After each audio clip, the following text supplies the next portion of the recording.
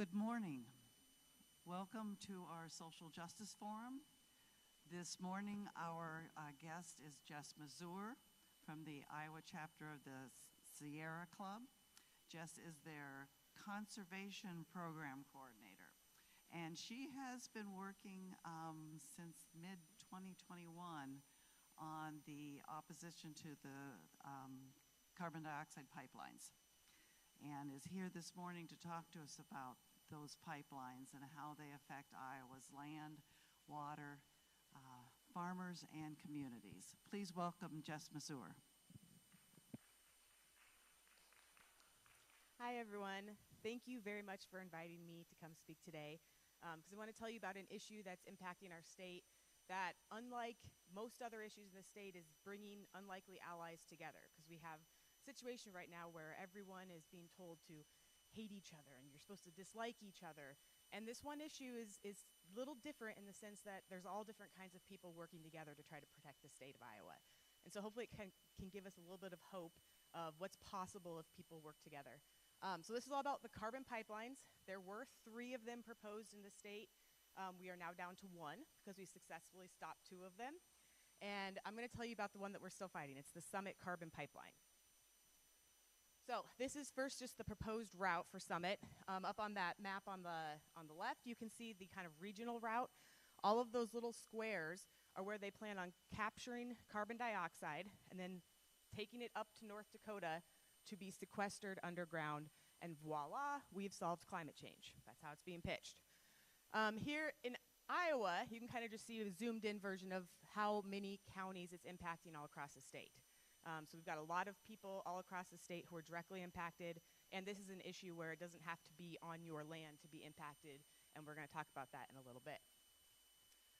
So what is this whole carbon pipeline, carbon capture and storage thing? So you may hear it as CCS, which is carbon capture and storage. You may hear it as CCUS, carbon capture, utilization, and storage, but the premise is the same for both of them. You capture the CO2 at an industry, in our case, ethanol plants. They're going to put things on top of the smokestacks to capture the CO2. They have to dehydrate it and get the water out. They have to decontaminate it and make sure it's just pure CO2. Then they have to pressurize it to take it from a gas and turn it into a liquid, because you transport it it's actually a supercritical liquid. It's a special phase of CO2 that's pretty dangerous. So the second part is the transportation part. So they're transporting it at a supercritical phase all across the state. And then once they get up to North Dakota, in this instance, they're going to pump it underground forever. And then that's voila, we've solved climate change, because we captured it at the ethanol plant and we pumped it underground. But there's also CCUS, and that means what they can use the CO2 for something. And in most instances, especially in North Dakota, where there's a ton of oil fields, you can use CO2 to pump it underground into depleted oil fields to get that last little bit of oil out. So if you're going to take CO2 from ethanol plants and use it to pump more oil out of the ground to burn, this has absolutely nothing to do with climate change.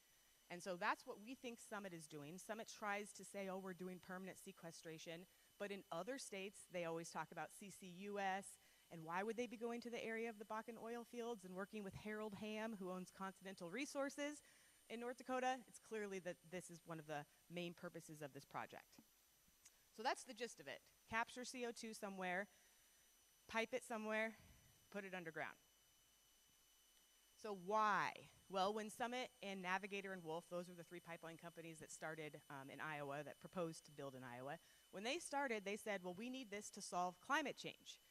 And then you have groups like the Sierra Club and other environmental groups saying, no, no, no, no, no. This has nothing to do with climate change. So that argument was inconvenient for Summit. So then they came back and they said, we need these pipelines or the ethanol industry is going to die. And then the farmers, all the people who are actually impacted by these pipelines, are saying, no, no, no. No, the ethanol industry is not going to die if you don't build these pipelines. So then that argument was inconvenient for Summit. And their latest one is sustainable aviation fuel. We need this pipeline to make sustainable aviation fuel. Well, when we're digging into the science of sustainable aviation fuel, we're finding out that CO2 from ethanol is not a good feedstock for sustainable aviation fuel. There's a lot of other better feedstocks if you're trying to make sustainable aviation fuel. So We're now going after that argument, saying that's not it either. But when a company keeps changing the reason that we need their pipeline, we know that none of those reasons are true. The real reason is that there is a pot of gold called the 45Q and the 45Z federal tax credit. And these are tax credits that are supposed to be projects that mitigate climate change, that we actually want to incentivize good practices to mitigate climate change. This does not do that. This should not be taking advantage of this giant pot of money. But unfortunately, the 45Q and 45Z have line items for CCS equipment. So there's a lot of different people that are opposed to this from all different walks of life, and it's because there's many reasons to be opposed to it. First one is that it damages our land, which we're going to dig into each of these in a minute. Eminent domain should not be used for private gain. It's supposed to be for public projects that are in the public good. The public pays through the tax credits, while the pipeline benefits and gets all of the money. These are incredibly dangerous pipelines, and these are not good for the environment or for climate change. So first one, pipeline construction damages land. So the top right picture is the Dakota Access Pipeline being constructed in Iowa back in 2016, I think. Yep, 2016. And what you can see is this is like, this was the first pipeline of this magnitude that we saw built in Iowa. These are massive construction projects. Huge pieces of equipment.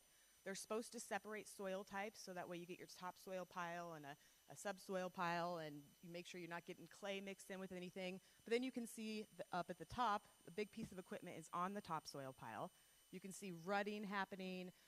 They're supposed to, when they're pumping water out of the area where they're digging, supposed to bag it and take it off site so it doesn't enter into the soil.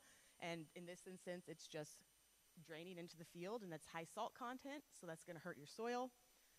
And then afterwards, this is that same field when it was restored. And you can see there's water pooling on top of land because drainage could have been broken, or it's so compacted that water's not seeping in anymore. This farmer said that his field was so hard it was more like a runway for a 747 plane that could take off and land. And then the picture on the right here, this is a picture, I think we took this screenshot in 2022, so it's a couple years out of date. I should get it updated. But if you can see the diagonal line going across the screen there, that's the Dakota Access Pipeline years after it was constructed. And so in Iowa, we pay for crop loss for 3 years. That's in law. But anyone that's on the Dakota Access Pipeline route is going to have damage long beyond that. You can still see the scar of the pipeline if you go to Google Earth today and just zoom in. I always start at the Des Moines River crossing, and that's where you find it, and then you can follow it up north or south. So it's long-term damage to people's land and to our soil, which we need to take care of because our soil and our water are important for all of us here in Iowa. Another big reason is people are really opposed to the idea of eminent domain. So this company is saying, we want to take your land because we want to build our pipeline across your land. And if you say no, we are going to take your land through eminent domain. And eminent domain has a purpose for water lines and bridges and roads and parks and things that are all within stuff that we can use, that we benefit from. But this isn't that. This is a carbon pipeline. There's not going to be a tap on everybody's property so they can get their daily dose of CO2 because that's ridiculous. I mean, this is a company that owns the pipeline itself, what's in the pipeline, and the profits from it. There is no public benefit for this. And the easements that they're asking people to sign are really, really bad. We actually just put a presentation together on that last week, so we'd be happy to share that with people, but it has things like it's forever. It's never going to revert back to you. The landowner will still own the land, but Summit gets to control how it's used. Can't plant a tree without permission, can't sell it without permission, can't build a shed without permission, can't do anything without permission. Forever, for the future generations who are going to have that land and be stewards of that land. On Summit's phase 1 route, so they had an initial route, and then when we stopped the Navigator project, Summit picked up some of the ethanol plants, so then we have a phase 2 for Summit. On Summit's phase 1 route, there are still over 800 unsigned parcels. So that's how many people are standing up and saying, no, you're not doing this on my farm. On the phase 2 route, it's probably much higher than that, but we're so early in the process, we don't actually know the total number of easements needed or the total number of easements obtained. And they're just starting it, and so as we find out, we will keep people updated. But people are just as opposed on phase 2 as they are on phase 1. All right, talking about the public money aspect of it. This 45Q federal tax credit is the big main funding source. And it's for carbon capture and sequestration. And they can get paid per ton of CO2 that's either stored underground permanently or that's used for things like enhanced oil recovery, pumping it out of the ground or pumping more oil out of the ground. Or there's lots of other uses for CO2. Currently in Iowa, we use it to make dry ice. We use it in our pop cans. At all of the slaughterhouses across the state, it's usually how we slaughter the animals, which is not a beautiful thing to talk about, but there are other uses of CO2. Just this tax credit alone could exceed $30 billion for Summit's project alone. So talking about lots of other carbon pipelines being proposed across the country, this is a massive amount of money. This is more than their upfront infrastructure costs. So we're literally paying to build it so that they can profit off it, taking people's land in the process. It's a scam. This tax credit was recently expanded under the Inflation Reduction Act. And so the current payouts are $85 per ton if you do permanent sequestration and $60 if you do enhanced oil recovery or other uses. So it's a very lucrative tax credit, and this is what is driving all of these projects right now. So they're also really dangerous, and we know that because a carbon pipeline ruptured in 2020 in Satartia, Mississippi. And this was called the Denbury Pipeline. It's now owned by ExxonMobil. And it sent 40 people to the hospital. Over 300 had to be evacuated because CO2 is an asphyxiant and a toxicant.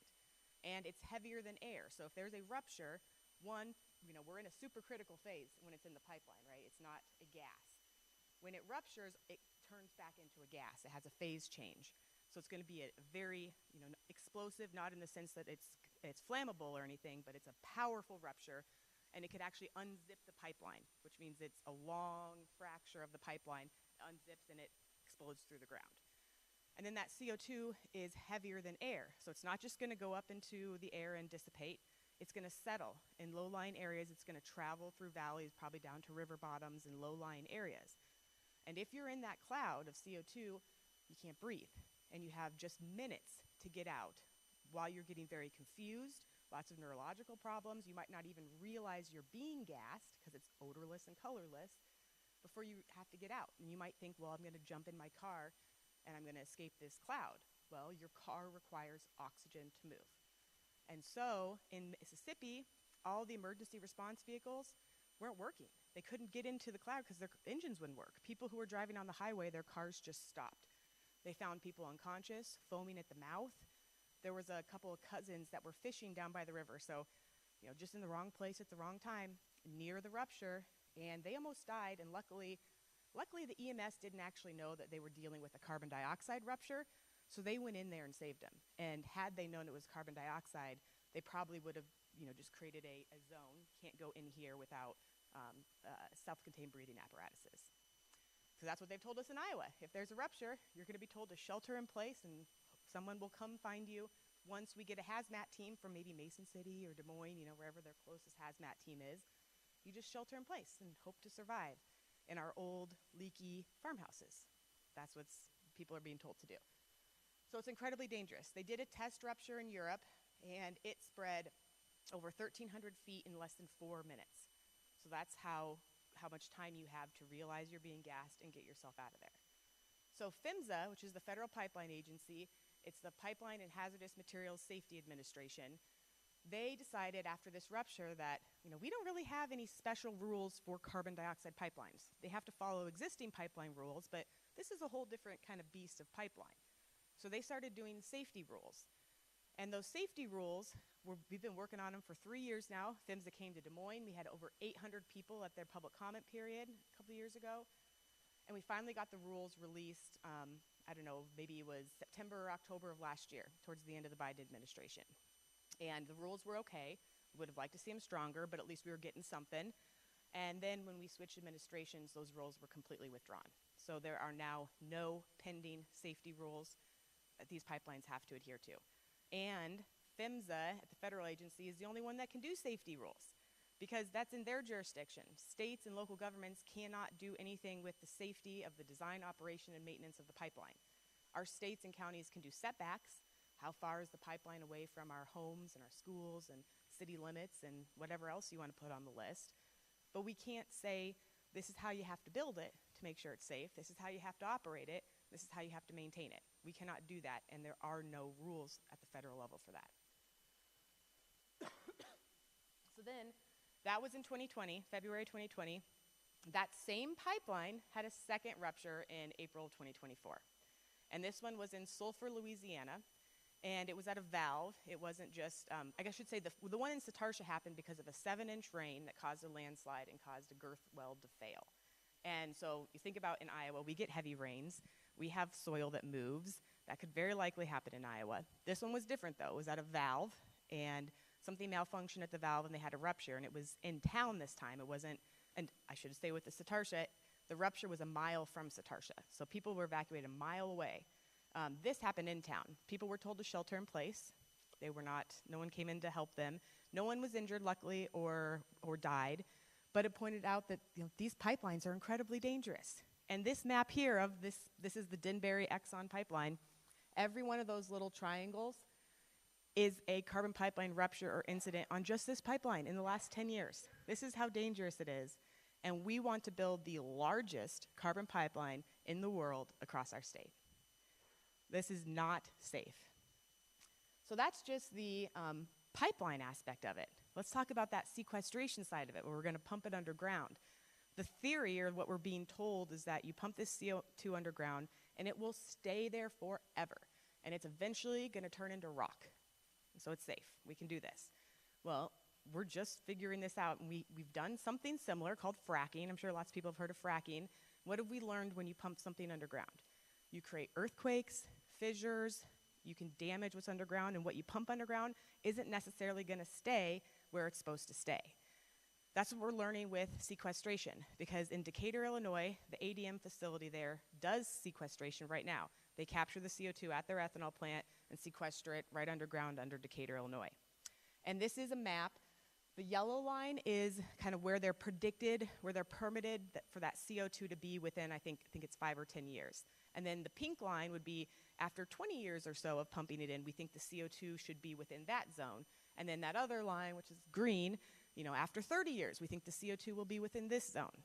Well, the problem is we are less than 10 years in, and there's already a leak on both of their monitoring wells, and I think one of their injection wells. And it didn't leak up, it leaked out into places it wasn't supposed to go. We're pumping all of this CO2 underneath our aquifers. The Mahomet Aquifer is above where this CO2 is being pumped and where they're proposing to put more CO2. So if this leaks up or into anywhere of the aquifer, liquefied CO2 or supercritical CO2 and water make carbonic acid. We will acidify our drinking water sources. And that's the same thing that could happen if a pipeline rupture happened near a river or a lake.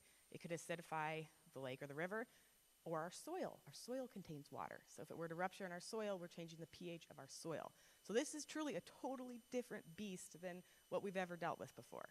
And so this just happened, or I guess it's been happening for a while, but they kept it secret, and it was just released to the public in 2024. So we're still learning about this leak. They've since shut down injection at this facility while they're trying to study what caused it to leak. We know that there was corrosion happening on some of the equipment, but we're still learning what will happen, and they're probably going to get a big fine.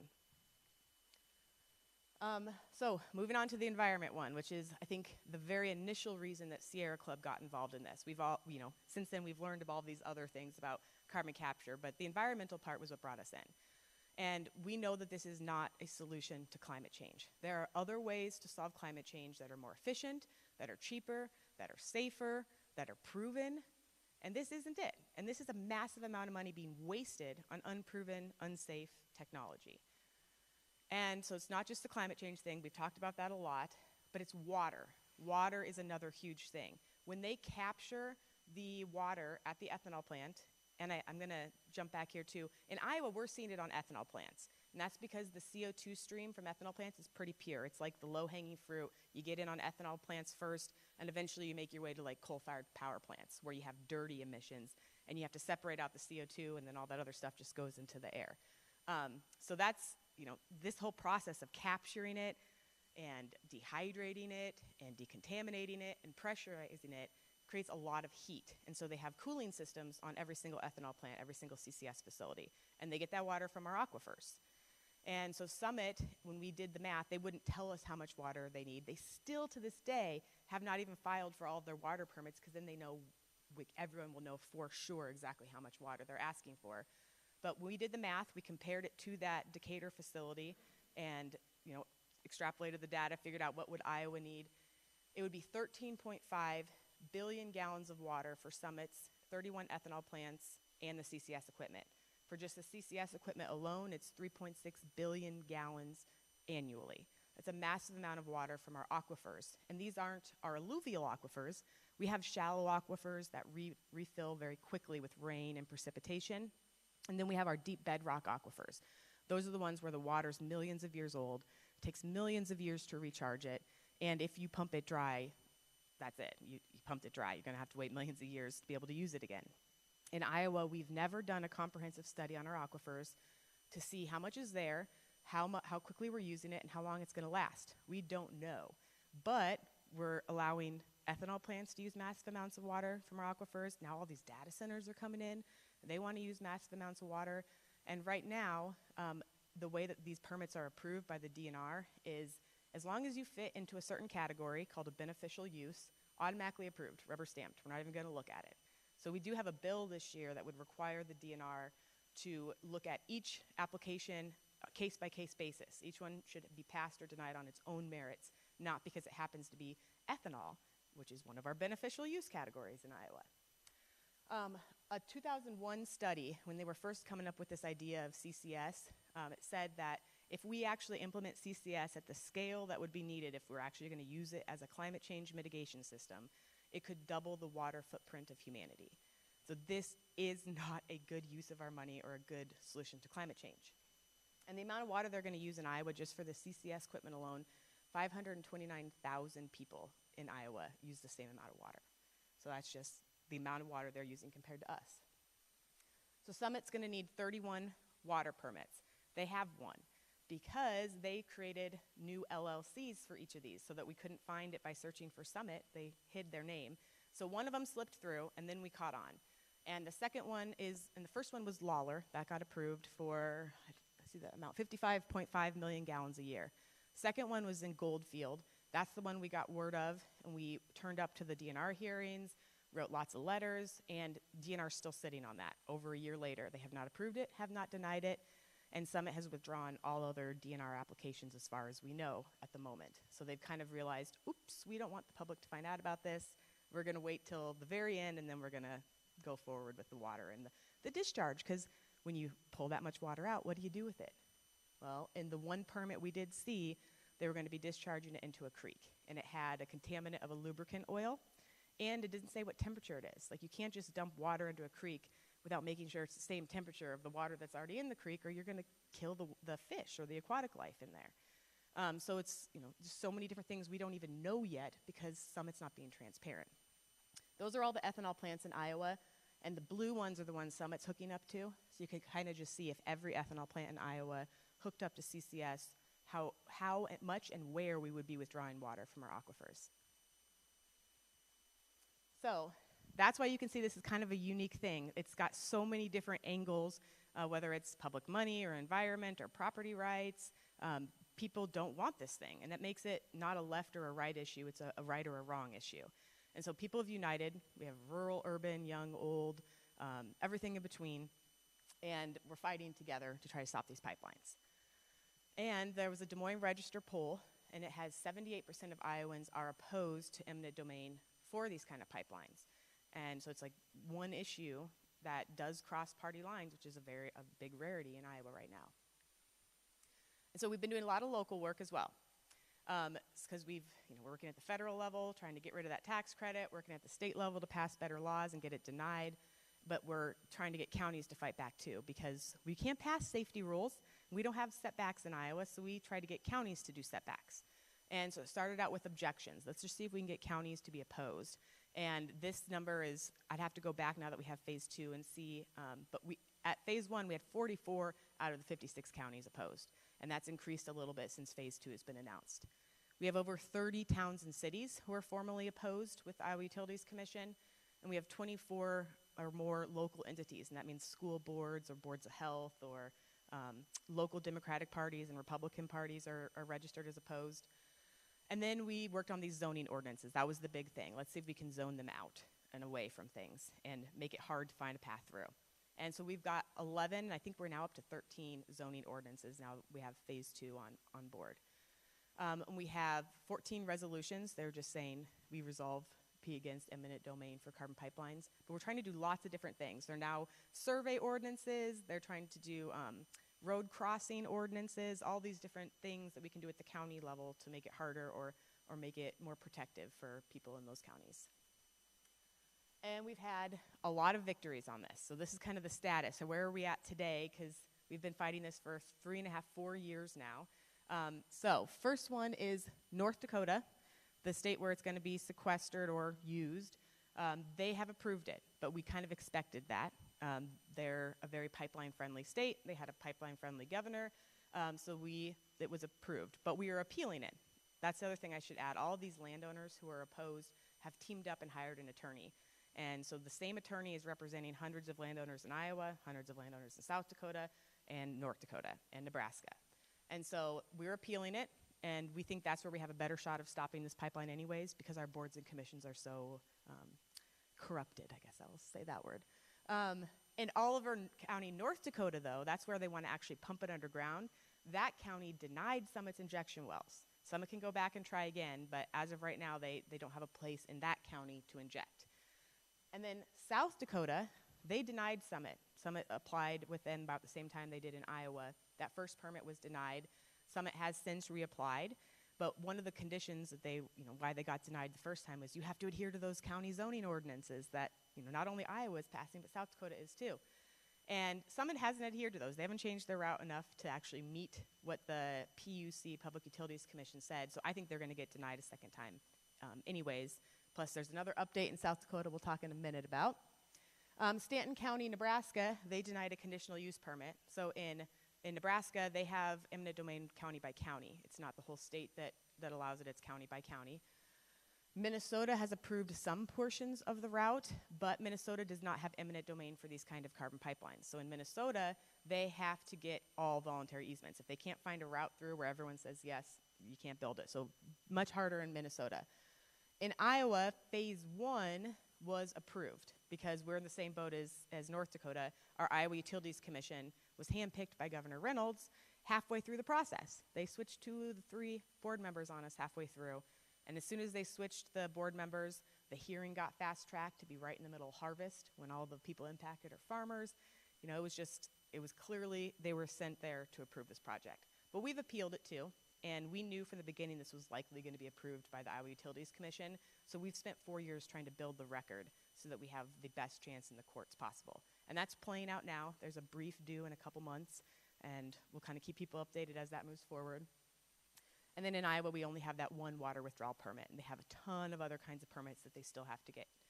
The other thing that's important to know about Iowa is they said, yeah, you're approved, but you cannot build this thing until you get approval in all the other states. So at least we have these conditions there that are, they can't actually start construction. And right now, South Dakota is doing very, very good right now. Phase 2, so that's the new part of the route.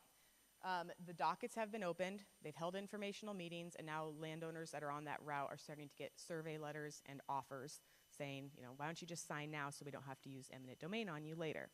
So that process is just starting. There's hundreds of people across the state right now who are getting life-changing letters. And they're about to enter into something that they never asked for that is going to impact their lives with stress, health impacts, time, and money. So here's the big thing. This is what gives me lots and lots of hope, is on Thursday, South Dakota, after 4 years, passed a law that bans eminent domain for carbon pipelines, which is huge. Summit cannot use eminent domain in South Dakota, and we have a huge group of the impacted landowners there saying they're not going to sign. So now if Summit wants to build their pipeline, they're going to have to find a way to voluntarily find easements all the way through South Dakota to get to North Dakota, or they can reroute through Minnesota, but again, Minnesota doesn't have eminent domain either. They can try to sue the state of South Dakota to overturn that law, which they've actually mentioned in some of their comments about it, but our lawyers are saying they have a real tough chance at winning that. Or they could try to use federal eminent domain, which is a rumor we've been hearing, either trying to reroute through public lands or get something changed in Congress that allows them to use eminent domain at the federal level. So we know Summit's not going to give up easily, so we're not going to stop fighting and just celebrate that we probably just stopped Summit. We're going to keep fighting here. We need to get that same law passed in Iowa, and that, I think, would be the nail in the coffin for Summit. So just going to get a little Iowa specific here. This is the route zoomed in of Iowa. The blue line is their phase 1 route. That's their original route that they proposed in Iowa. The pink lines are phase 2, and those are the ones that they picked up the Navigator ethanol plants. So they had to do little extensions off of their pipeline to connect to all those ethanol plants. And then an even more zoomed in, this is what a county map looks like. And you'll see the pink line in the middle is Summit's preferred route. That's the landowners they're going to try to get easements from. And if they, struggle through a neighborhood, they may move and wiggle and reroute. But they can only reroute within that gray area around the pink line. And that's called the corridor. So Summit will pick a corridor. Everybody within that corridor gets a letter saying, we may be using your land for our project. And if you don't want to give it to us, we're going to use eminent domain against you. So there's thousands of people who've gotten these letters. Not all of them are going to end up with the pipeline on their land if it gets approved. But just because it's not on your land doesn't mean you're not impacted. There are people who it's on their neighbor's land, but 200 feet from their bedroom window. And so this impacts neighbors, communities. You're driving on the wrong road at the wrong time, like those guys fishing in Satarsha. This impacts everyone. So the Iowa Utilities Commission process is a really lengthy process, and we have done a really good job of making it even lengthier because we know that we want to delay, drive up the costs, drive up the costs, drive up the costs. So we're going to be engaging in this legal process. We have to submit briefs. We have to get people to intervene. We have to have a hearing in every single one of these new dockets, and then there'll eventually be a decision. For kind of an idea of how long it took on phase 1 is they applied in August of 2020, or they announced it in August of 2020, filed their petition in 2021 of January, and then September, November was when they actually held the hearing, and then we didn't get a decision until I think it was January or February of the next year. So it's a very long process, and that's why it takes so much time and so much money. People are hiring attorneys to protect their land and protect their communities. Counties have teamed up and hired the same attorney, it's Ehlers and Cooney, to protect county and citizens' rights. The landowners have teamed up and hired Domina Law Group, Brian Jordy, to protect their rights. Sierra Club has an attorney, and we go in there, we're really advocating for the environmental side and all the other things. And then there's some just individual county attorneys that are going to be involved as well. So our strategies, we obviously are doing the city and county engagement because we know we have to fight it at every level. So we're working on our ordinances and just getting more county attorneys involved and anything we can do to get the county to be opposed. We're doing landowner opposition, which is getting that group of landowners together. We have weekly meetings on Zoom, and for 4 years, we have over 100 people almost every single Wednesday, which kind of shows the dedication that people have to continuing to fight it. In legal strategy, we have our groups. I mentioned the county group, the landowner group, the Sierra Club, and then there's also a group of legislators that have formed the RLIJ, and they have intervened and have an attorney as well. And ironically, it's the Republican Legislative Interveners for Justice. So you got your Sierra Club and a bunch of Republican legislators that are all fighting this thing. It's just it's an odd situation. Agency work. We're working with PHMSA to get better rules, working with the DNR, with the Iowa Utilities Commission, Department of Energy, any agency involved in this, doing lots of communication with our weekly meetings and press releases, social media, and then we have our legislative strategy is to get a bill like South Dakota just did. Let's just ban eminent domain for carbon pipelines. They're not a public project. They're not good for any of us. So we have weekly lobby days. In 2021, we got our bills introduced. In 2022, the bills, and I actually moved these all up a year. I forgot to update this. 2022, we got them introduced. 2023, we got a threshold bill passed out of the House. It said that you cannot use eminent domain unless 90% of the landowners have signed voluntarily. We didn't really like it because you can just buy your way to 90% and you're still not getting at the problem. And then the next year, we passed a declaratory order bill that removed a bond. That was the important part, was if we have to get into this whole appeal thing, which we're in, we don't want to have to put up a ton of money to try to stop Summit from constructing this thing. We got that through the Iowa House with 86 votes, And then, now we're in 2025, we had over 30 pieces of legislation introduced this year, and the funnel was yesterday, and we have 14 surviving pieces of legislation. And where our bills go to die every year is the Iowa Senate. It's in the Commerce Committee. Senator Booslow is the chair of that committee now, and he makes sure our bills never get any hearings, so you don't even get a chance to have a discussion or a vote. And then leadership would be Senator Whitver, Senator Sinclair, and then also Governor Reynolds stand in the way of us passing legislation.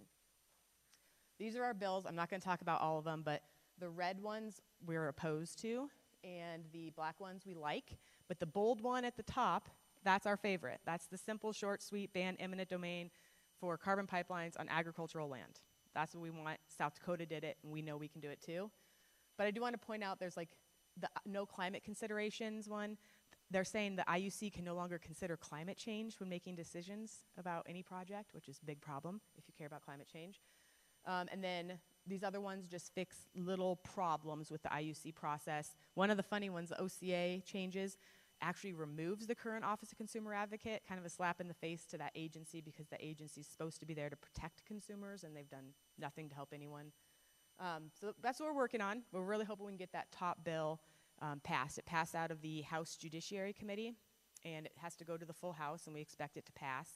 And then it's got to go to the Senate, and that's where we have a battle on our hands to make sure it moves and gets hearings. So there's a lot at stake with this. It's our safety, it's our public tax dollars, it's our land, it's our property rights, and it's our water, and probably 100 other things.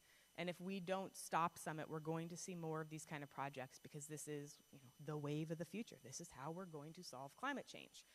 And we know that we've stopped Navigator and we've stopped Wolf, and we're going to stop Summit too. We just have to keep fighting. So if you care about this issue, if it's something that you do want to weigh in on, the easiest thing to do is to submit an objection to the Iowa Utilities Commission. That is a 3-member board appointed by the governor who decides yes or no on the permit. No matter what, we're probably going to appeal it, and if we win, Summit would probably appeal it. So no matter what, we'll end up in the courts, but this just shows massive statewide opposition. And you can say something as simple as, I'm opposed to carbon pipelines, period. Or you could say, I'm opposed to carbon pipelines because our water is too important to waste, or because this is not a climate change solution, or because this is not a public use and shouldn't qualify for eminent domain. Whatever the reason is that you care about, that's what you should put in an objection. And you can scan that QR code, and it will take you to the objection link. Otherwise, you just go to the Iowa Utilities Commission website and submit a filing or submit a comment. And then, so my last thing is that this is why it's so important we have to stick together and fight. And I think the thing that I'm learning the most of working with people that I generally never work with and never thought I would want to or would have the chance to is building those bridges that I think are going to help us in the future. Because, maybe they're very right-leaning farmers, but we found out we both really care about water quantity. And we find out that we both really care about our public tax dollars and how those are spent. And finding these commonalities, and slowly, I think we're changing people's minds, exposing them that this party that they are loyal to and have voted for is the party in charge right now making this thing happen and taking their farms. So it's got so many opportunities, and that's why I think we have to stop Summit in Iowa to show that everyday people organized can beat these big, greedy interests.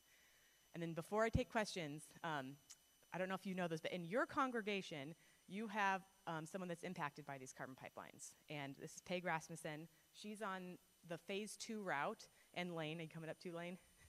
And I just thought it would be good for Peg to kind of talk from her words. This is what it's like to get this letter and how it changes your life. And then another ask would be what we're going to do in the Senate. So I have a very dear friend so my land is in Montgomery County. I grew up in Red Oak, Iowa. I was gifted the land when my parents died. My 5 siblings and I, so the 6 of us, inherited the land. And over the course of time, we've parceled it out. And so I own 80 acres that are directly, 2 parcels stacked on top of each other that are directly south of my brother's 2 parcels of 80 acres. And so I have a very dear friend that lives in Red Oak. We've gone to school together since we were in 1st grade.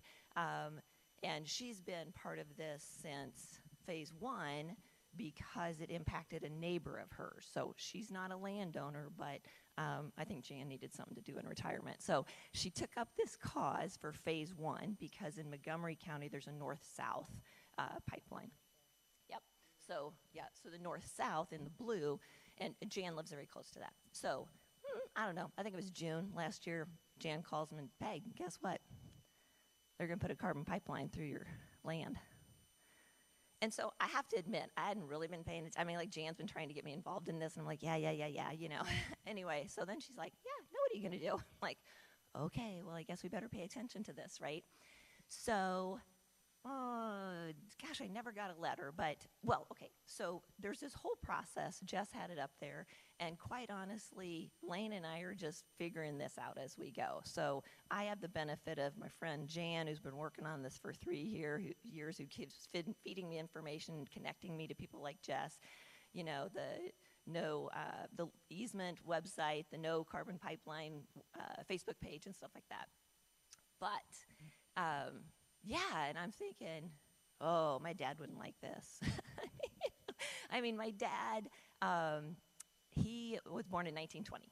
So if he was alive, he'd be 104. And Dad described himself as a poor dirt farmer.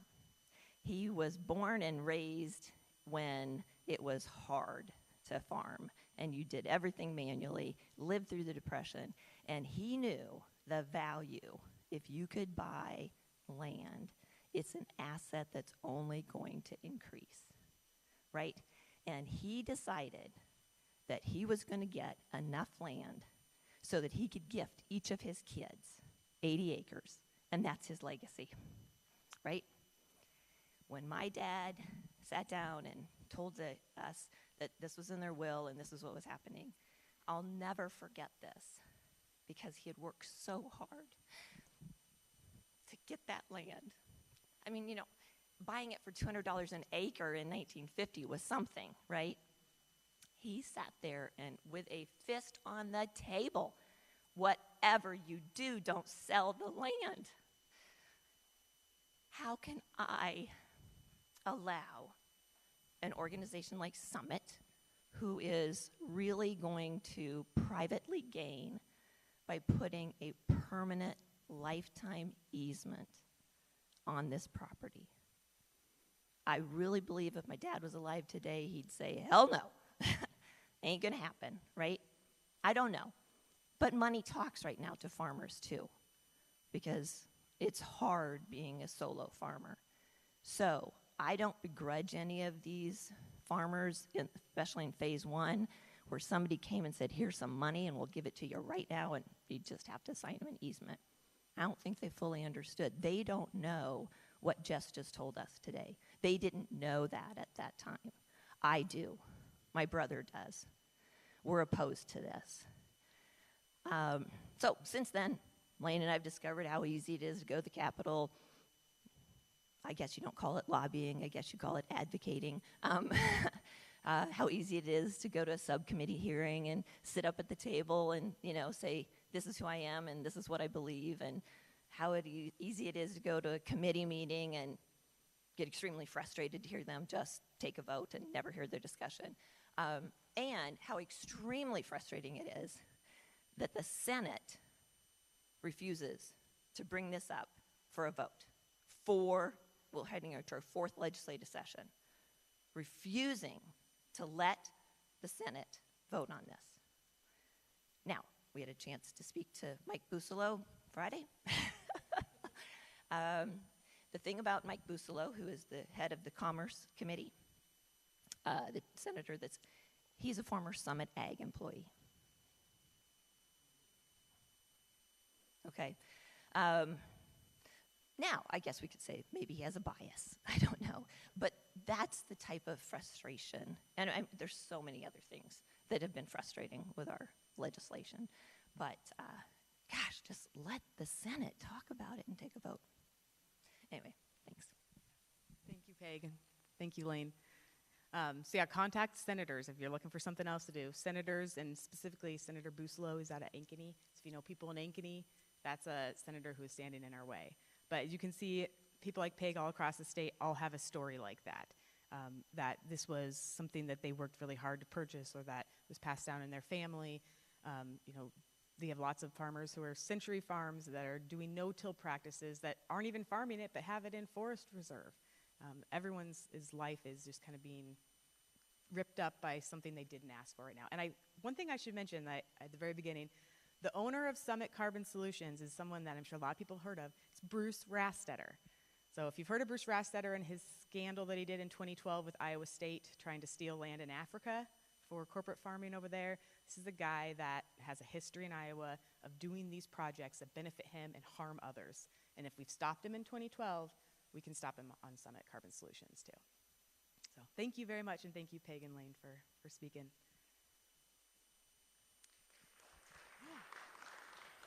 Let's see. Open this to questions.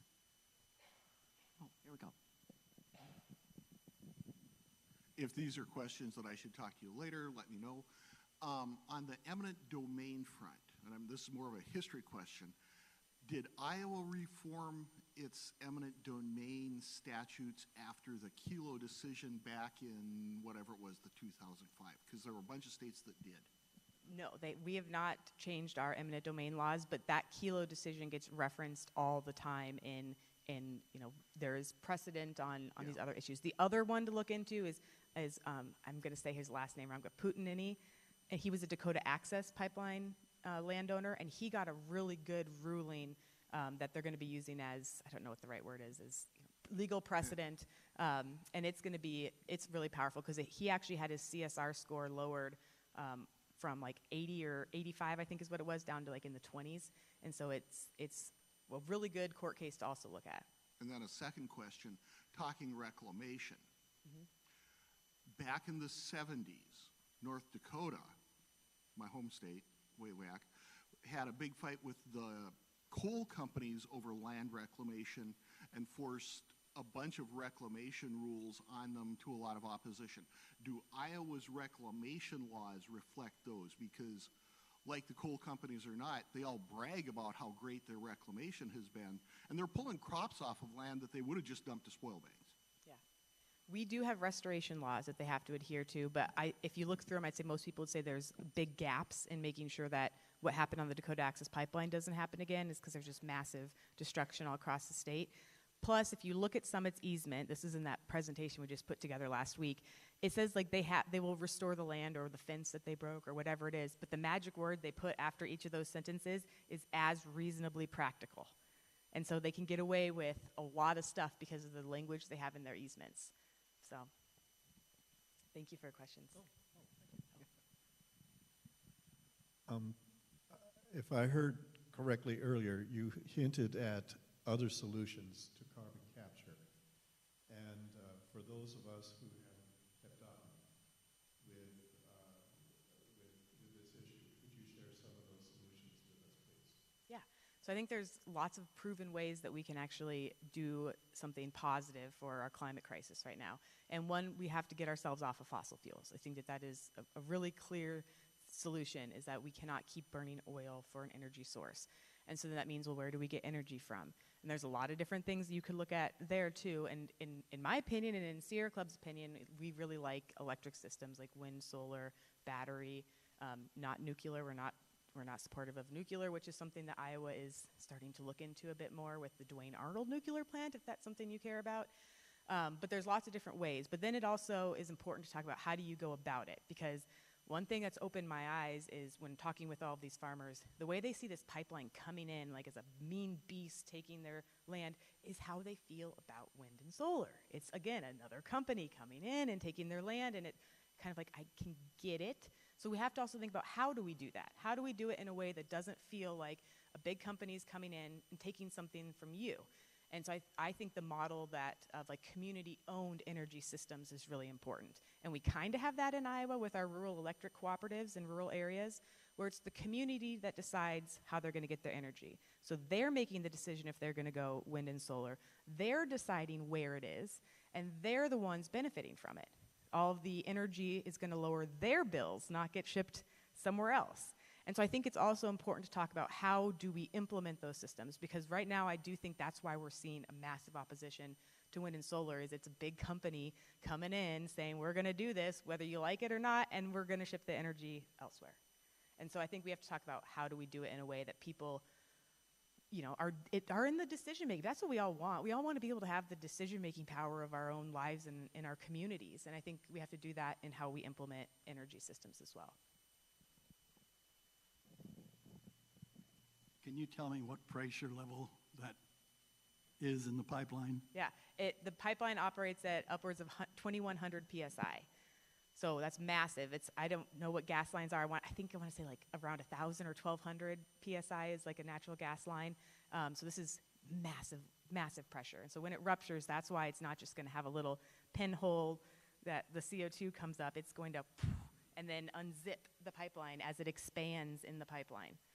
So yeah, and it's only 4 feet down in some places. So it makes a massive trench.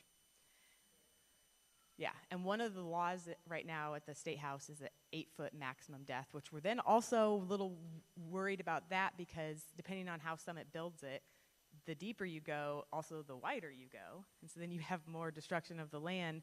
And we know Summit's always going to build it the cheapest way possible. So if it's more expensive to make a nice little bore of a pipeline, like they're not going to do that.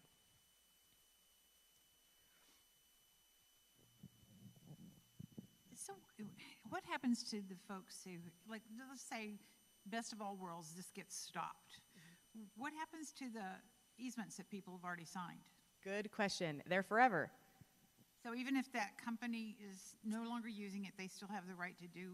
Yeah. So when Navigator canceled their project, all of those landowners who had signed on Navigator's project, their easements got sold to Summit because those easements say they can be bought, sold, transferred, and all of that. And there is a clause in the easement that's like, if the project doesn't build after, I think, 5 years, then you can get out of your easement as long as one of these conditions isn't there. And literally, you cannot come up with a scenario that doesn't meet one of those conditions. It has things like of delays at permitting. If you have a delay in permitting, like anything, political unrest, pandemics, everything. So you can't get out of it after 5 years very easily. It would take a very good and expensive attorney, probably. Yep, they could sell it to hydrogen. They could sell it. Now, here's the thing. If you signed an easement, the easements say, we have the right to pump carbon dioxide through this pipeline. So they would have to go back to the Utilities Commission and say, we want to change this from CO2 to hydrogen or methane or whatever else it is, which is something, keep your radar on, hydrogen, methane. That's going to be, I think, an even more lucrative, dangerous thing that's coming to Iowa or being proposed to come to Iowa. I have a couple of financial questions. Yeah.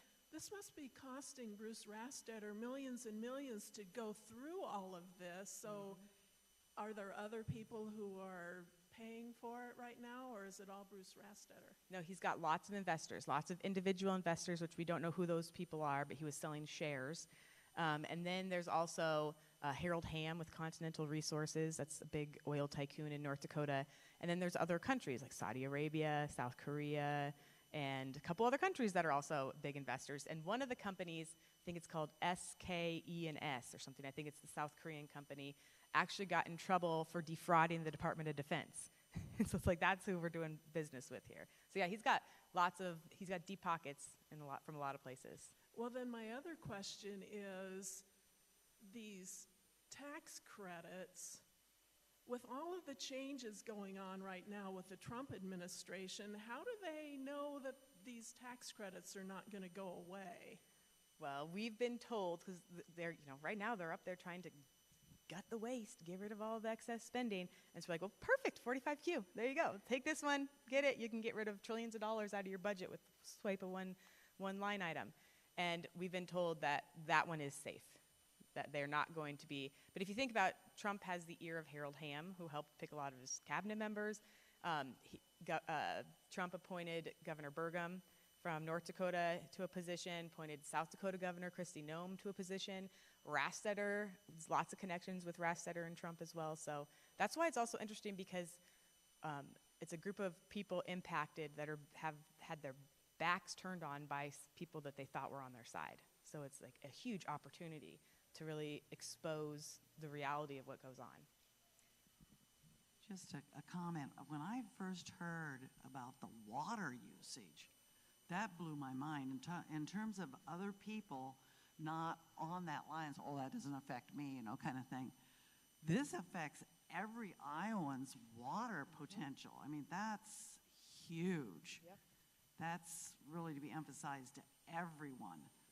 Yeah, and it's our drinking water supply. Like, you can't live where there's places that aren't water, or you're going to end up having to drain water from somewhere else to get water there. Right, so speaking to the water issue, so this lateral that's in Montgomery County and Adams County, there's also a plant, there's a ethanol plant in Shenandoah, Iowa, which Shenandoah, Iowa this last summer wouldn't fill their swimming pool because they didn't have enough water. But yet, the ethanol plant has the right to use as much water as they want to. So, I mean, that's just one example of, and so where's the water coming from? Where's the aquifer? How low is it? We don't know. The DNR never does this. So that's just one city. And one more, and then I'm new to this conversation and I don't understand, why do we have to move it? What's the purpose of carbon? Like, Well, because I think what's happening is, people on the left have been raising the issue of climate change in a big way for a long time now. And I think some greedy people are saying, hey, well, let's make this tax credit, pretend it solves climate change, and we'll get rich off of it. Because the people who want this tax credit are the big ag industry and the oil industry. They have no interest in dealing with climate change, but they saw an opportunity to take advantage of the climate change issue and get this tax credit implemented. And that, if you're someone who believes in climate change, like I am, that is something that we can't waste money and time. Like, this is a serious issue and we have to act now. And this wastes trillions of dollars for very little benefit and massive costs. Our water is not worth it. It's not worth it. Yeah. Why can't they sequester it at the plant like they're trying in Decatur? Why do they have to send it to North Dakota? Another really good question. Well, one, they need it up there for the oil because they need to get that, all the Bakken oil fields are depleted. You can pump CO2 down and get the oil up a little easier. But the other thing, they are looking into doing that in Iowa, in southwest Iowa, actually, around the Council Bluffs area. So there was funding last year, or maybe it was 2 years ago, for the state of Iowa to study whether or not we can. They have to have, it's usually 5,000 feet or below, has to be, an area that does not have potable water in it. It's like usually brackish or salt water or some other type of substance down there. So they're looking into it, and I don't think we want that there, because we don't want that under our aquifers. thank you, Jess. Thank you. Let's thank her for her program. Thank you very much for inviting me.